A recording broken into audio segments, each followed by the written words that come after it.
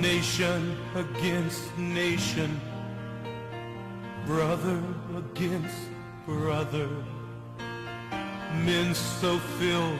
Good evening and welcome to Deliverance Church Langata. This is the Biblical Perspective program that comes to you. We appreciate Kingdom TV and any other station, especially the media, the social media platform that air this. And we are open, if you can be able to respond in some of the platforms provided, to ask a question, to make a comment, we are quite open. And with me to record today is Dr. Gershon Mwiti, minister, someone who has been involved in ministry for many years, and he has such a rich legacy in terms of Christian ministry, and also leadership, a trainer in leadership, not just for church leadership, but also corporate leadership, even political leadership. And karibu sana. Asante sana. Yeah, I'm so glad that you could be able to come. Now we can greet each other. You know, before we could always do that. Yeah. COVID did a lot of, yeah. It kept us aside.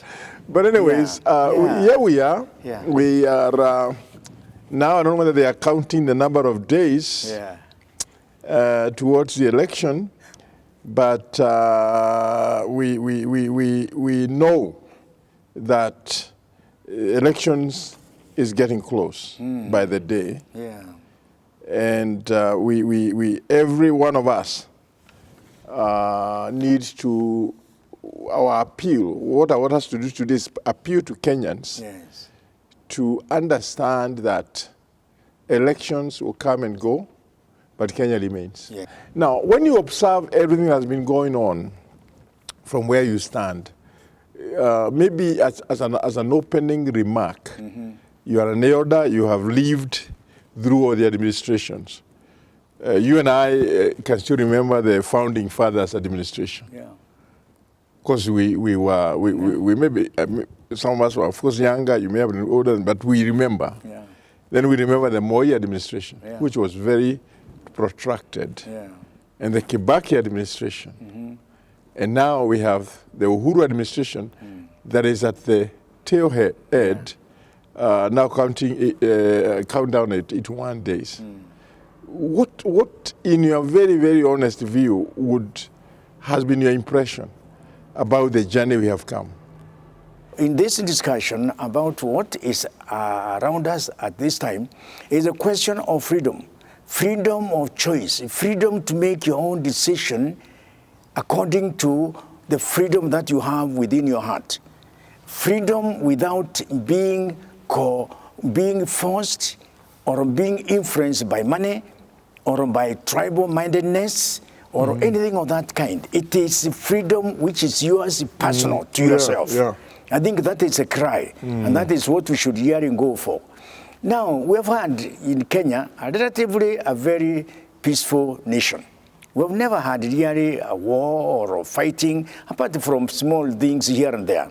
So we should thank God for that. So we have actually experienced freedom. The area of freedom which we have not acquired as we should is economics. Economics is another issue, and it is centered around the issue of how we spend our time. I have an issue which I've used it in many places, and it is never allow a day end without doing something positive. You should also aim, if you're a young person, aim at ensuring that a day should not end without earning something. Earning something you have earned through working, through production. So make sure that those things are yours personal, and that you should really aim at ensuring at the end of each day you have done something positive to improve Kenya in one way or the other. Imagine the number of young people in our nation who are everywhere, in the city and in the villages. Imagine if all of them were productive, each of them making sure that you have done something in the nation. I tell you, would actually improve our economy faster than we are doing now. So the word that I can use here and say to you who are listening to me is that be wise. The opposite of wise is foolishness. Yeah. Foolishness is one of the way that has hindered us from actually being productive. Don't, even if you're earning 10 shillings a day, it is better than earning nothing. Yeah. So overcome laziness, overcome ignorance, overcome what I would call here sloth. Yeah, Sloth is the laziness of body, mind, and spirit. And this should cover not only the young people, but men, women of all ages, between the best years of a person. That is 25 to 30. Those are the best years of any person. If you can misuse that time, you have lost everything. Because after that, there is an element of growing weaker and weaker and weaker after that. The best years when you can run, you can jump, you can work for 16 hours a day and still wake up the following day feeling as good as you are. So, friends, let us overcome some of these problems. Ignorance, laziness, and fear. Wow. Those are 3 words that I want to bring you today. It is fear that makes you vote wrongly. Right. You are bribed and therefore you are now a stooge. Yes. A stooge is that person who has been influenced to do what you don't like to do in normal time. So, overcoming these 3 evils in our society, ignorance, fear, and sloth. Sloth is actually a technical term that describes the laziness on body, mind, and spirit at the same time. You are lazy physically, you are lazy in your mind, you don't think seriously, and finally, you do not invite your heart in the decisions that you are making. That is inviting God in the decision making you are doing. We are now entering into election. We are already in the electioneering period. Yeah. The period between now and the August 9th is so critical that every Kenyan should go back, come to yourself, come to your senses, and say, surely, how am I going to use my vote? Your vote matters. Yeah. If you cast it for a wrong person, you have got 5 years of poor and bad leadership. Right. If you cast your vote for the right person, somebody you know, somebody who is hardworking, somebody who is for the people, somebody who is wise, somebody who leads, somebody who helps, you are actually creating, you are overcoming that problem of laziness we are talking about. So we begin with you by saying overcome sloth, ignorance, and fear. All right. I think I really like the way you have summarized it, and I hope that all of you that listen to this program, I really, in every way, agree with you, especially when it comes to the issue of laziness or slothfulness. I am a strong advocate. Actually, right now, I'm writing a book on overcoming spiritual lethargy. And I hope in the next couple of months the book should come out. But I'm writing in the context of what sloth has costed the work of God, not only here but globally. Yes. Because you see, when COVID hit, we first, of course, regular meetings were suspended.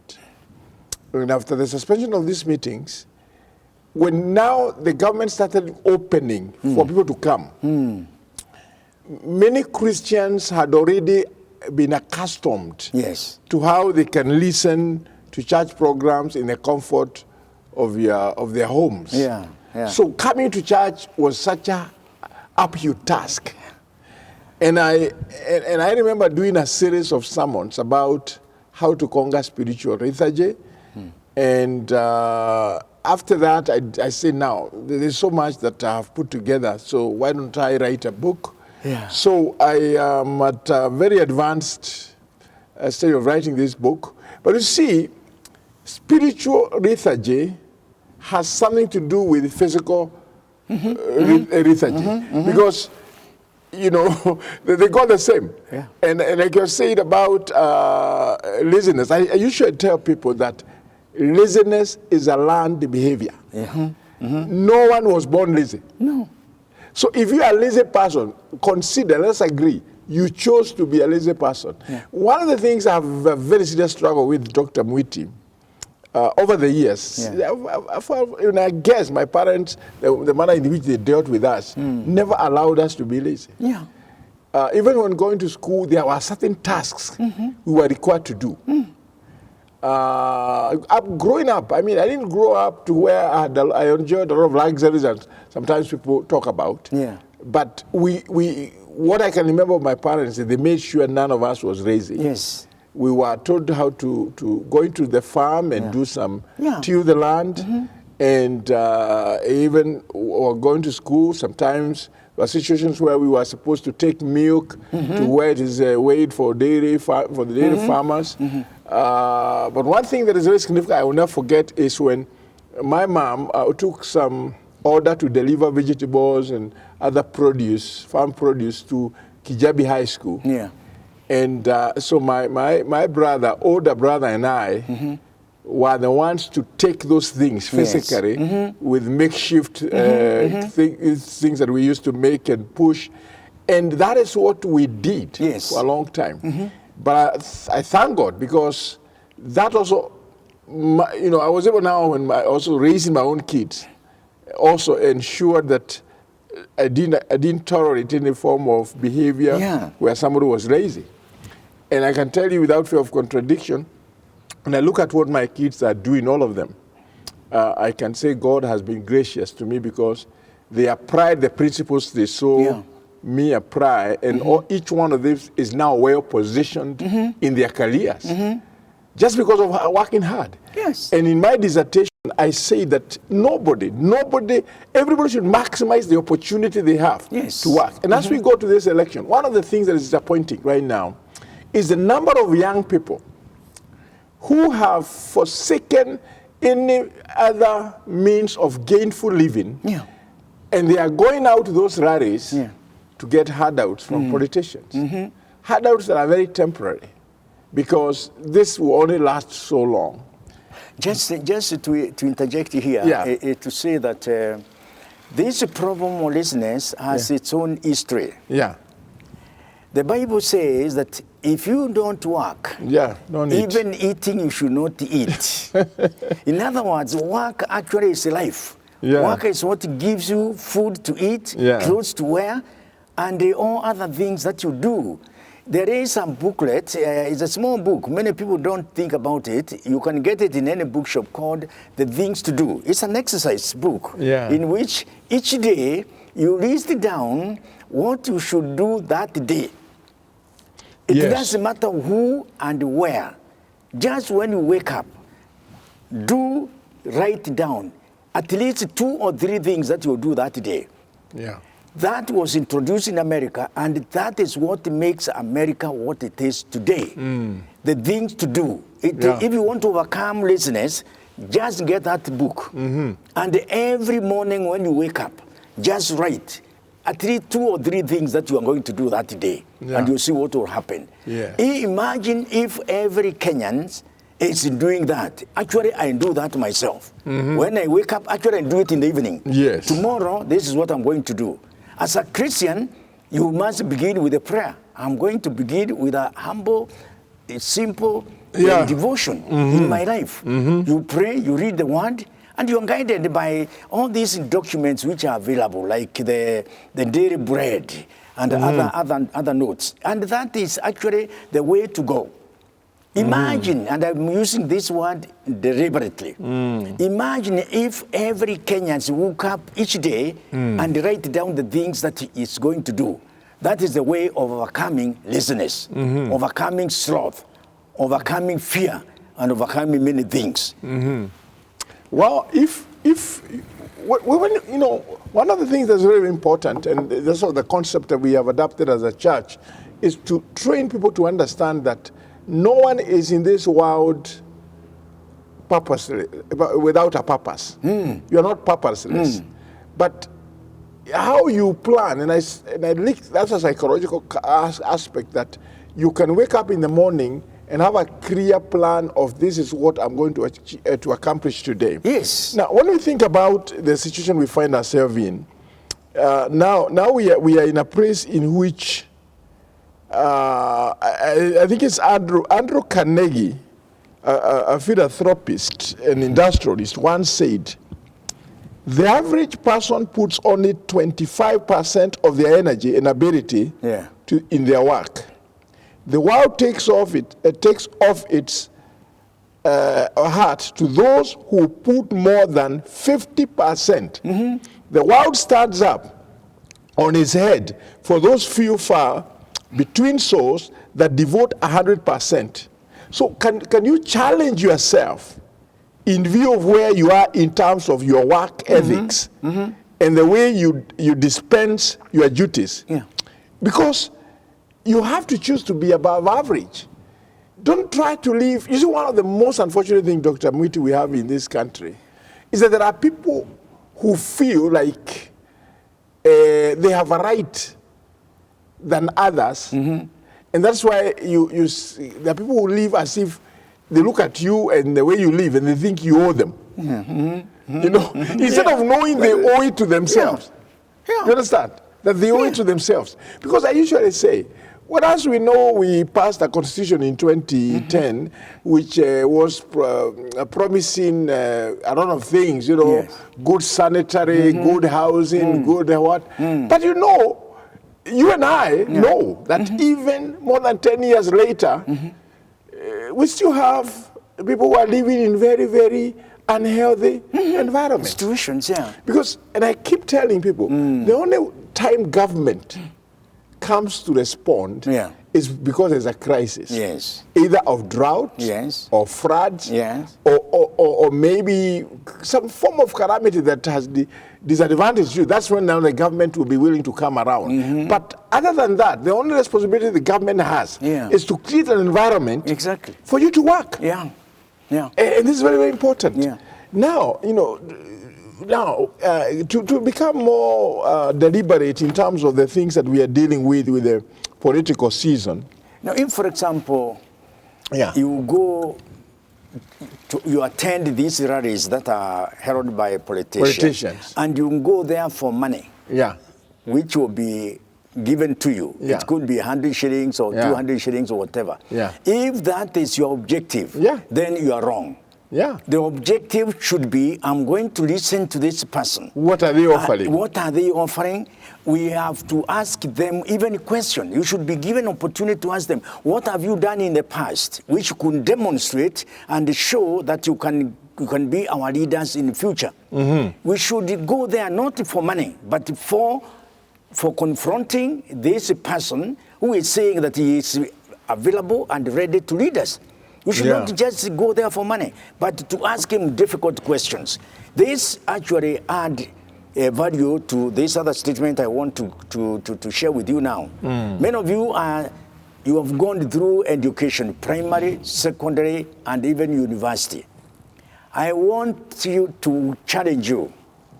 Effective from now, start reading difficult books. Don't read the simple books which are written by simple people, because they will not help you at all.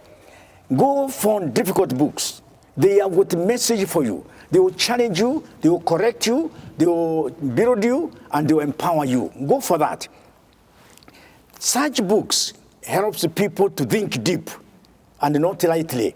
So therefore, even in this matter of politics, if you go there as one who is for the goodness of our nation, you go there and ask difficult questions, which are only available in difficult books. Go to the bookstores and look for a difficult book, which you cannot even understand unless you've got a dictionary in your hand. That is what will teach you new things, better way of doing things. And I believe this will get into your mind and into your heart. Now, the issue of church leaders or religious leaders, sometimes we are asked by some of the politicians to stay out of politics. But I want to tell everybody to understand nobody should stay out of politics because politics affect us.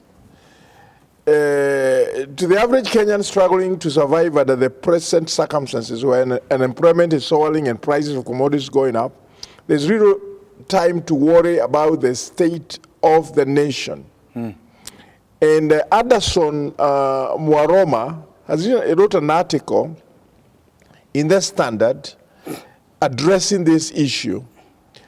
People believe that the destiny of the country is in the hands of the elected leaders, but the reality is different. Corruption has not just become the order of the day, but it's growing. Institutions mandated to monitor and curb corruption are compromised. And the public is no longer having faith in them. Ethnicity is shamelessly being entrenched in public institutions to the extent that whenever vacancies occur, people know the unstated criteria of land. To land the job is one of where you come from. Now the same goes to those awarded lucrative tenders. Impunity is so rampant that even children now know that the law is applied selectively. Now, let's talk about this a little bit. When we talk about the elections that are about to come, there are several things that are very critical I'd like to comment on this before we wrap up this program today. You have come to this program and told the public that the biggest problem we have in this country is having merchant leaders who are innate for the money and for the interest of their material gain. But you've also said that anybody who aspires to go to leadership must understand the philosophy of leadership. Now, the challenge, those people who are going into the politics today, there's one thing that any person who goes into position, even whoever is going to assume the office of the president, the biggest challenge the country is faced with right now is economy. Not just economy, insecurity.